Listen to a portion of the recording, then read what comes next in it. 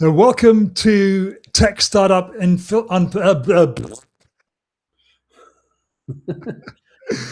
we start again, shall we? Welcome to Tech Startup Unfiltered, the weekly show inside the Tech Startup Founders Academy. I'm Pete Daly Dixon. I'm joined as ever by the erstwhile Stuart Prestedge. Hey, Stuart. Hi. What does erstwhile mean? I don't know. It's just one of those words that just pops into my head, and I thought I'd run with it. We'll have to do a kind of dictionary check afterwards. How's your week been since this time last week? Gosh, yes, busy because I can't remember what I've been doing. Yeah, so speaking to lots of founders, and actually on Monday, after about 7 meetings with different founders, I got off the last one, and I just thought, I love my job. I love my job. Just literally spent all day helping people, and different people with different problems, and lovely people as well. So, not just all work and no play, a little bit of sort of chat as well. So, Yeah. lots of that. And some boring document creations as well. Say that again. Some boring document creations as well, but that has to be done. Yeah, I mean, if we don't love what we're doing, then really, what's the point? And talking about the point, I thought that it would be a good idea, seeing as we're now up and running with the Tech Startup Founders Academy. We had a launch week last week where we extended an open offer to everyone that you've engaged with over the last couple of years and made an offer for them to join the Academy. A few of them are here with us now on this show. And I thought it might be a good idea, Stuart, just to take a step back and look at the reasons for this community, and particularly why it's on School, what founders can expect to get from it, and not just get from it, but what they can get from engaging with the community. And then perhaps just spend a little bit of time looking at a couple of areas of the community which might not be immediately obvious to founders when they come in. Because I recognise that there's two things that a founder coming into the Tech Startup Founders Academy is getting used to. One is the Tech Startup Founders Academy as one thing, and then also School itself, because school is quite a particular kind of community engagement tool and platform.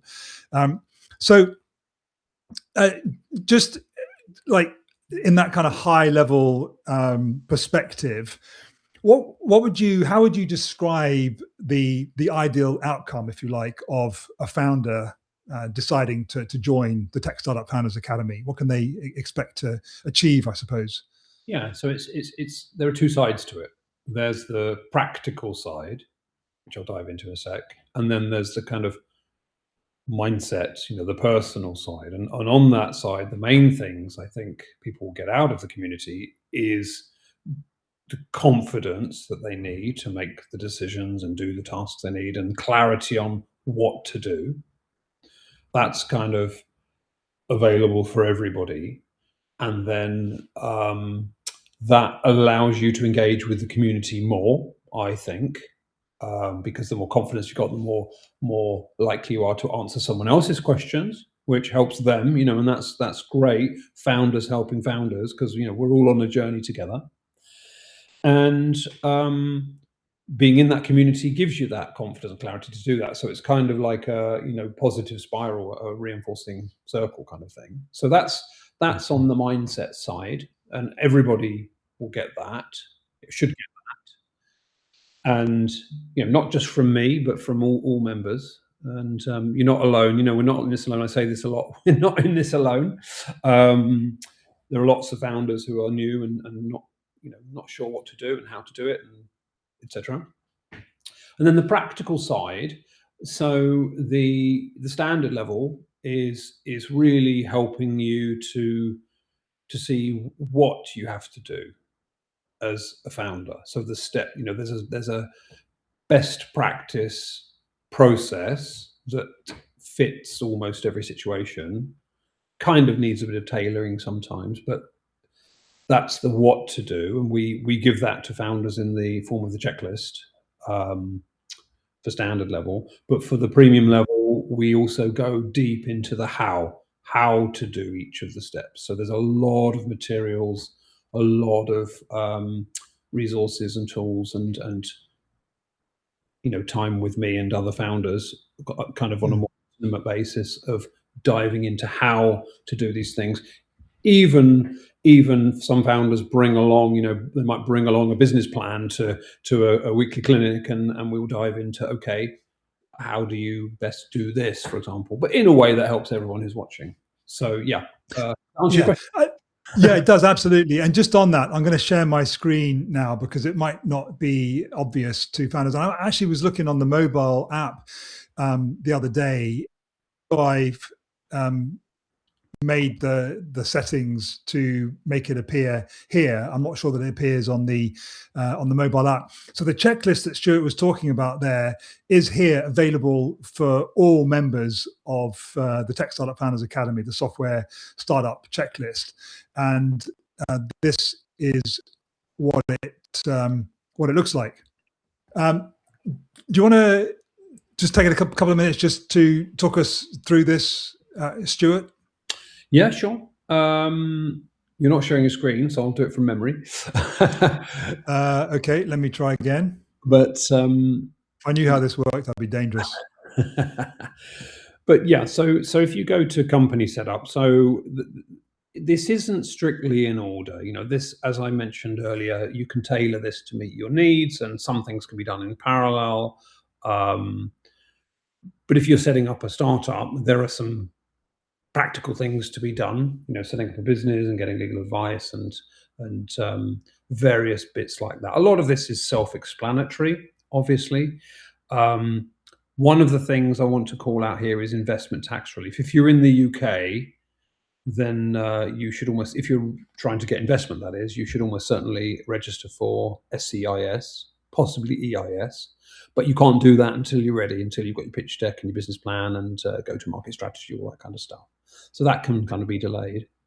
But if you go to step 3, the market research, that is almost certainly what you should start with before you dive into creating product or defining your strategy or creating your business plan. You should do your research. And this checklist is actually a checklist from one of my older programs where I would guide people through it. So we do change this from time to time, but generally, I think the takeaway from this is do the market research, speak to potential customers, do some online research, competitive analysis, do a SWOT analysis, create an elevator pitch. You should really do these things because elevator pitches, people kind of, I don't know, laugh is the right word, but poo-poo an elevator pitch, but it's so important. You really need to be able to describe your startup in seconds. You should be going to pitch events, networking events, meeting people randomly, talking to customers, talking to potential investors. There's so many situations where elevator pitch is basically your abilities to succinctly describe who you help, how you help them, what you help them with, and why they should care, what's different about you. And I would say, just as a kind of addendum to that, is one of the things that I would say almost to a founder, the conversations that I have with founders throughout the week, I would say almost to a person, they are singularly incapable of precisely and concisely describing who, what, why, how, all the stuff that goes into an elevator pitch. Maybe we should create a thread in the school of, give you an elevator pitch and what's your elevator pitch, and and then allow the questions that come back for clarification to help you refine that. Tell us about the evolution of this checklist, Stuart. Where's it come from? Have you just plucked it out your bum, or is it kind of based on any rigor? Years and decades of doing this stuff myself, helping others doing it, seeing others doing it, my own kind of reading and research and into best practices and I couldn't tell you. I couldn't tell you. You know, how do you summarize 40 years of just being immersed in it? And then, but one thing I love to do is to standardize and processize things. And so I've tried to take the best of everybody's thinking and my own experiences as well into this. So yeah, it has come out of my head, to be fair, but originally some of it, you know, it didn't just grow in there. It came from real world experiences, Yeah, mine and I mean, others. I know what one of the other things that I find with the founders that I speak to during the week is that there's a tremendous amount of well, there's a tremendous sense of knowing that there's almost certainly stuff that they don't know about, starting and growing a startup, and I guess what we're saying is that in this checklist alone kind of should remove a lot of that. Is that Yeah, this checklist contains all of the things that you do need to know about. yeah. I mean, I do have a resource which is the founder mindset. Some of the mindset traits that I believe founders should have and help towards success. Knowing your strengths and weaknesses is a big one, but also knowing what trying to work out what you don't know, getting help, knowing where to get help when you don't know what you don't know, kind of thing. Yeah. I haven't articulated that very well, but Yeah. knowing your strengths and And weaknesses. yeah, and what I will say in terms of resources, and this actually allows us to lead on to the second part of the conversation, is that the business plan is, would you say, alongside the pitch deck, is one of the most important documents, and one of the documents that when you start working with founders, even when they think that they've done a pitch deck and a business plan, actually the business plan is the thing that needs and benefits from the most improvement, would you say? Well, I say arguably it's more important than the pitch deck, because the pitch deck is based upon, the pitch deck is just like this window onto your business. The business plan is an articulation of, the codification of your strategy. So I would say it's more important because it is effectively the source of truth of money flowing through the business. Right. And yeah, I never see a well formulated business plan. Yeah, and a business plan is more than just showing you what you're going to make, the money you're going to make, and the investment you need. It's a tool. It allows you to test different strategies and different scenarios. Worst case, best case, what different business models, different decisions like what percentage of marketing spend should go on B2B versus B2C if you've got the model that goes to both. Or, yeah, so it's a tool. And so it's such an important document.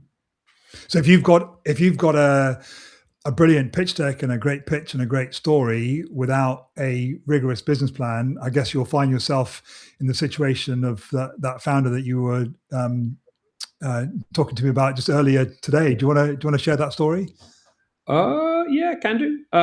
So it's just an investor that I know put out a post saying that he was in a pitch. He was being pitched to by a founder, and it was a masterclass in pitching. He said the pitch was perfect, the pitch deck was perfect, but as soon as they dug deeper, there was nothing behind it. There was no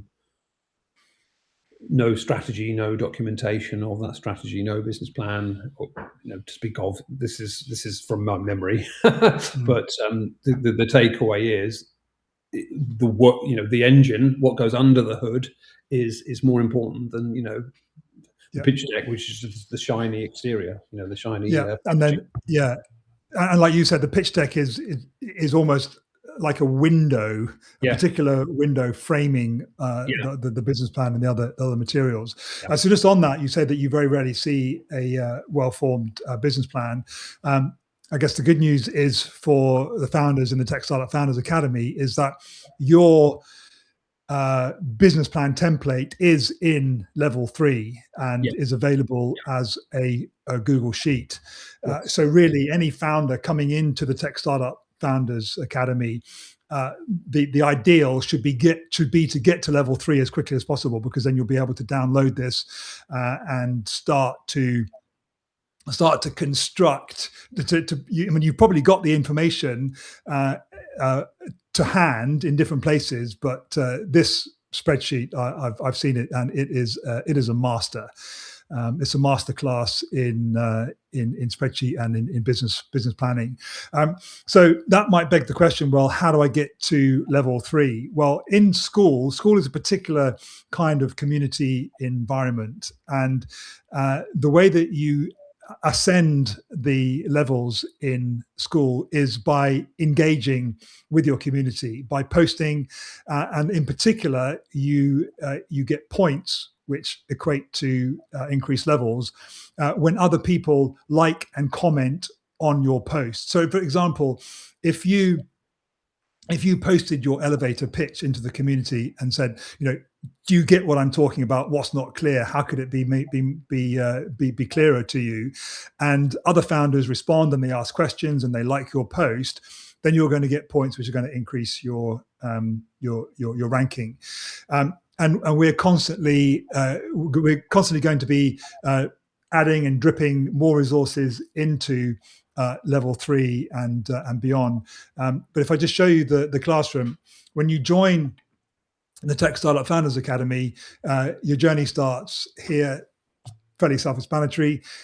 Get in there, and I think that the first thing really that you should be doing as a new member of the Tech Startup Founders Academy is to be introducing yourself to the community, because straight away that allows people then to like and comment on your post, which starts getting you points, which then starts getting you through to the different levels. And as part of that whole engagement, both the engagement to get you to level 3, but more importantly, the engagement which will help you make significant material, high impact progress on your startup, we have this thing called the momentum competition. So you unlock momentum at level 2, and what the momentum competition is the name's on the tin. Momentum. I heard the other day that momentum beats focus, and we know that what you focus on improves. And when I first heard that saying, I thought I was a little bit kind of resistant to it. But actually, when you think about it, if you are moving forward, that is the most important thing. Would you say, Stuart? I'd say it was as important as focus. When you say focus, it means what you're working on. So it's, I heard Ricky Gervais say the other day, what's more important to area, length or width? So I think momentum and direction, are you focused on what you should be focused on? You've got to be focused on the right thing. That's what the checklist does. It gives us moving forward with that as well. Yeah. The focus to work on momentum. Yeah. So every other month, you're encouraged to find a momentum pal inside the community. That's your accountability buddy, and there is a category inside the community called momentum. And you basically, during a momentum month, you're going to be posting questions, you're going to be posting wins. They can be big, they can be small. You can be posting observations about things that you're working on, questions for clarification from the checklist. And the objective is to get up the leaderboard. And if we go to leaderboard now, we can see Phil there is currently topping the leaderboard. So if this was a momentum month, then Phil would be on track for winning first prize. And if I can just show you what the first stab in the dark, if you like, that Stuart and I have done of the prizes, and we're going to put a post in the community to ask you what you want. First prize is a 2-hour strategy call with Stuart. You can see it on the screen there, and then other prizes. But we're really here to serve you, to help you, to empower you as a founder to succeed and make an impact. So what do you want from us if you get a first, second, third, fourth place in the momentum month? That will really make a big difference to you. Yeah. Yeah, and a couple of things to add. First of all, if you're watching the recording of this, just comment on the recording, or guys here, you can comment in the chat. Yeah, comment in the recording, and we'll review those afterwards. But I think it's true to say this is fun, but it's not fun for fun's sake. The point of it is it's fun, which makes it more likely for you to do it, and because you're more likely to do it and get involved, you will grow as a founder. You will get that confidence and clarity we were talking about. So this is just a fun way to help you achieve that. Yeah. And that's the whole point. That's the whole point of us making it fun, to help you to get that growth. Because even when if you're a founder with a co-founder and you're working together, it can still be really tough, particularly if you've both got full-time jobs, to keep that momentum going on this thing, which that's a bit like pushing a boulder up a hill, it seems. And what we want to do inside the Tech Startup Founders Academy, as Stuart said, is to create a fun environment for you to get and keep that momentum going.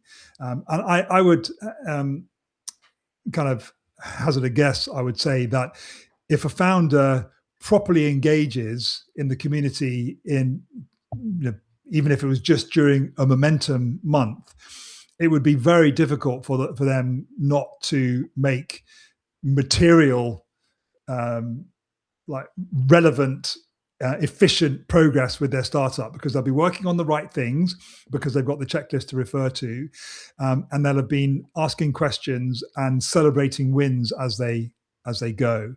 And momentum breeds momentum. So that's what the intent is behind the design of this academy. And I guess the proof will be in the eating of the pudding in months and years to come.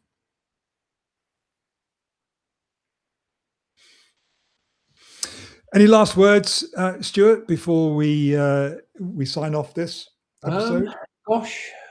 So I would say to anyone watching, obviously you guys here are already, you're already dive in, you're engaged, and it's great to see you. Anyone watching who's considering trying, momentum, just do it. Move forward and sign up. It's free to try, and you will be pleased you did, because we're here to help you move forward, to help you grow as a founder. Yeah. And while you're there, we'd love to see what film that was released the year that you were born. Engage with that post at the top there. Fantastic. Yeah. And did you want to talk, Pete, about the premium, the benefits, the additional benefits of premium, or was what I said earlier enough? I think you did cover it off. The standard membership is everything that is in the community at the moment, and the premium is the training behind. So the checklist shows you the what to do, and in the premium, the two biggest aspects of the premium is detailed training on how to do it. So it says, like, conduct your market research interviews.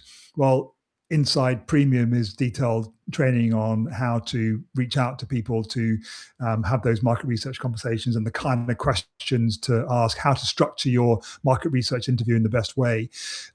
So there's that. And as important as that, if not more important, is weekly access to you, Stuart, in a much smaller environment than the monthly Q&As that are available to all standard members. So this is the weekly startup clinic. You bring what you're working on, so if you've spent a few days putting your market research interview questions together, you bring that to the weekly startup clinic and get Stuart's eyes on that, real time, real context, so that you can go away and make even faster, more effective progress than you can certainly on your own, and even just in the wider context of standard membership. So you get detailed instruction on the how, and much closer access to you, and your oversight, if you like, on precisely what they're working on, which is very difficult for you to do on a wider scale. Does that make sense? Yeah, it does. Cool. And when it's busy, I prioritize answering questions from premium members. I like to try to answer all questions from everybody, but there's not always time to do that. But I do prioritize those people. So Phil has asked a question. The momentum button, not quite sure what that refers to. When does that go live? Currently does nothing. So momentum is, the next momentum month is April. So leading up to the beginning of April, we'll be talking about it and promoting it, and encouraging you to find your momentum pal for that month, and then let the games commence. Mm-hmm.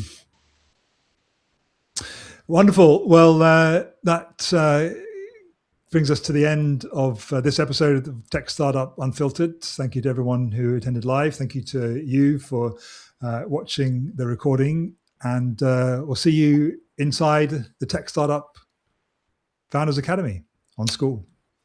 Bye. Fantastic. Thanks, Pete. Thanks, everybody. Cheers. Bye-bye.